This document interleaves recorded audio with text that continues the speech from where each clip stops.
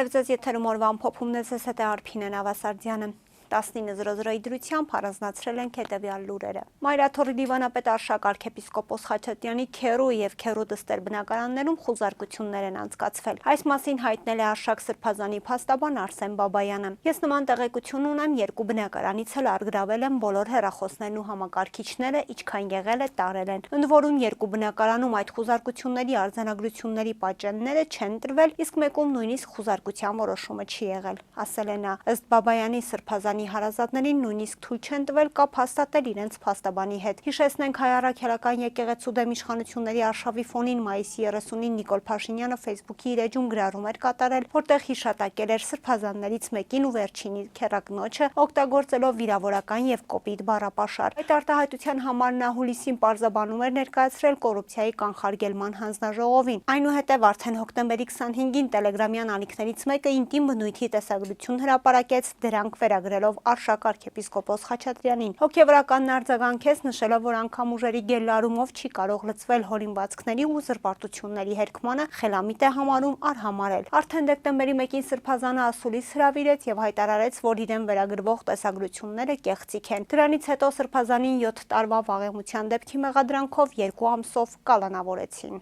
Բաքվում ապօրինի կալանքի տակ պահվող Արցախի նախկին պետական նախարար Ռուբեն Վարդանյանը նոր միջնորդություն է ներկայացրել։ Ավելի քան 2 տարի ադրբեջանական բանտում ապօրինաբար պահվող բարերարը պահանջում է հնարավորություն տալ իրեն ծանոթանալ գործի որոշ նյութերին, ինչպես նաև հանել դրանցից մի շարք փաստաթղթեր, որոնք պաշտպանական կողմը համարում է անհիմն եւ իրեն չառնչվող։ Դատարանը Վարդանյանի միջնորդությանը մինչ օրս պատասխան չի տվել, ինչը հերթական անգամ փաստում է, որ գործընթացը չի տեղավորվում արդար դատավարության որևէ չափորոշչում։ Հաջորդ նիստը նշանակված է դեկտեմբերի 12-ին, որտեղ ինչպես նախորդ դեպքերում ակնկալվում է Բաքվի կողմից հերթական ցուցադրական գործընթացը։ Ռուբեն Վարդանյանը գերեվարվել էր 2023 թվականի սեպտեմբերի 27-ին Հակարիի կամրջի ադրբեջանական անցակետում, որտեղից նա փորձում էր մուտք գործել Հայաստան։ Հակակոռուպցիոն դատարանը 2024 թվականի սեպտեմբերին մերժել է Նավասարդ arczepiskopos Կճոյանի դեմ ապօրինի ծագման գույքի բռնագանձման հայցը։ Այս մասին Ազատություն ռադիոկայանի հարցմանն ի պատասխան հայտնել են գլխավոր դատախազությունից։ Լրատվամիջոցը դատախազությունից հետաքրքրվել է նաև, թե ինչ ծավալի գույքն է կասկածելի համարվել, այդ հարցին անդրադարձ չի եղել, այլ մանրամասներ չեն փոխանցվում։ Արարատյան հայրապետական թեմի առաջնորդական փոխանորդը 2023 թվականին դատախազության այդ գործերով զբաղվող վարչություններ հրավիրվել, այդ ժամանակ պաշտոնապես հայտարարել էին ուսումնասիրում են նրան պատկանող գույքը։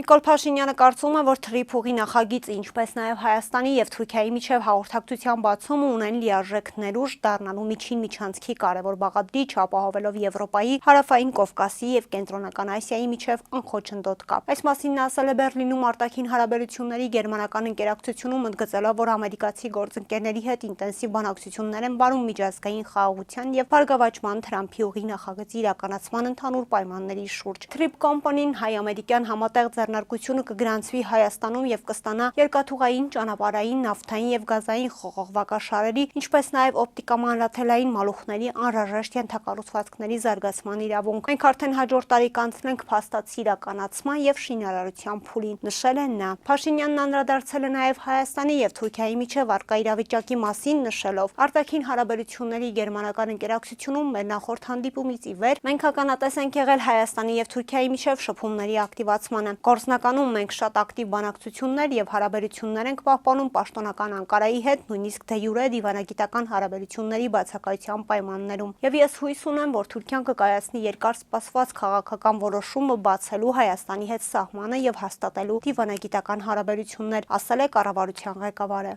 Ալեն Սիմոնյանը տեղեկացրել է, որ սահմանազատման օրակարգում փոփոխություն չկա։ Ինչ որ հարցերում մենք ենք շտապում, ինչ որ հարցերում Ադրբեջանը գործընթացը շարունակվում է, կարծում եմ, որ մոտ ապագայում մենք ինչ որ մաս նույնպես կսահմանազատենք ու կունենանք այն դրական հաճելի ու ստացված իրավիճակը, որ ունենք Իրանցի մասում, նշեց Սիմոնյանը։ Հարցին, թե որ հատվածի մասին է խոսքը, Սիմոնյանը հստակ պատասխան չտվեց, նա ընդգծեց ժամկետների մասին էլ դեռ ոչինչ չի կարող ասել։ Ըստ Սիմոնյանի Հայաստանի եւ Ադրբեջանի միջև խաղաղության պայմանագրի ստորագրման ժամկետներ հայտնելն անշնորհակալ գործ է։ Ադրբեջանի այդ աշխատանքները բոլոր ուղղություններով շարունակվում են թե մեր, թե Ադրբեջանի կողմից պոզիտիվ տրամադրվածությունը կա։ Ժամկետների մասին խոսելն անշնորհակալ գործ է, մենք պատրաստ ենք եղել ու հիմա էլ պատրաստ ենք այդ պայմանագիրը ստորագրել, այդ ուղղությամբ էլ խոսակցությունները շարունակվում են։ Ակնհայտ Ակնհայտ է կոնֆլիկտ չկա, նախադրյալներ էլ չկան ու չեն էլ կարող լինել։ Շատ կարևոր որոշիչ է վստահության վերականգնումը, ասաց Սիմոնյանը։ Դիտարկմանը, որ հայ հասարակության մոտ մտահոգություններ կան խաղաղության պայմանագրի վերաբերյալ, նա ընդգծեց, այդ նույն մտահոգությունները մի փոքր այլ ձևակերպամբ հնչում են նաև Ադրբեջանում։ Նա նաև շեշտեց, որ պետք է շարունակել եւ քննարկել, որպեսզի մեկը մյուսի մտահոգությունները փարատի, վստահություն հայտնելով, որ ճանապարհը հեշտ չի լինելու, բայց իրագործելի է։ Հայաստան-Եվրամիություն գործընկերության ռազմավարական օրակարգն արտացոլում է Հայաստանի եւ Եվրոպական միության միջև երկկողմ ձևավորված եւ խորացող գործընկերության բովանդակությունը հիմնված ընդհանուր արժեքների եւ փոխադարձ շահերի վրա։ Այս մասին հայտնել է արտաքին գործերի նախարարության մամուլի խոսնակն արձագանքելով Ադրբեջանի ԱԳՆ երեկվա հայտարարությանը։ Այն արտացոլում է ոչ միայն Հայաստանի քաղաքացիների եվրոպական ձգտումներն, այլև ինքնիշխանությանը, տարածքային ամբողջականությանը, ժողովրդավարությանը եւ սոցիալ-տնտեսական դիմակայունությանն աջակցելու ԵՄ-ի հանձնառությունը։ Ակնհայտ է, որ սա ինքնին միայն նպաստում է տարածաշրջանում խաղաղության հետագա կոնսոլիդացիային ուղղված ջանքերին, հայտարարել է նա։ Անի Բադալյանը հավելել է, որ Հայաստանի Հանրապետություն ԵՄ գործընկերության ռազմավարական օրակարգը, որի շուրջ ՀՀ-ԵՄ երկկողմ բանակցություններն ի դեպ սկզբունքորեն ավարտվել էին դեռ հունիսին, ներառում է նաև ապագայի վերաբերյալ մեր ընդհանուր տեսլականը, որում արտացոլվում է նաև տարածաշրջանում կայունությունը, բարեկեցությունը եւ խաղաղությունն ամրապնդելու ընդհանուր հանձնառությունը։ Ադրբեջանի արտգործնախարարությունը երեկ հայտնել է, թե դեկտեմբերի 2-ին Բրյուսելում ստորագրված ԵՄ-Հայաստան ռազմավարական օրակարգի մասին փաստաթուղթը հակասում է Ադրբեջանի հետ խաղաղության օրակարգին եւ Երևանից ու Բրյուսելից ակնկալում են արդեն իսկ ստորագրված փաստաթղթից Բաքվից դուրս չեկած ձևակերպումների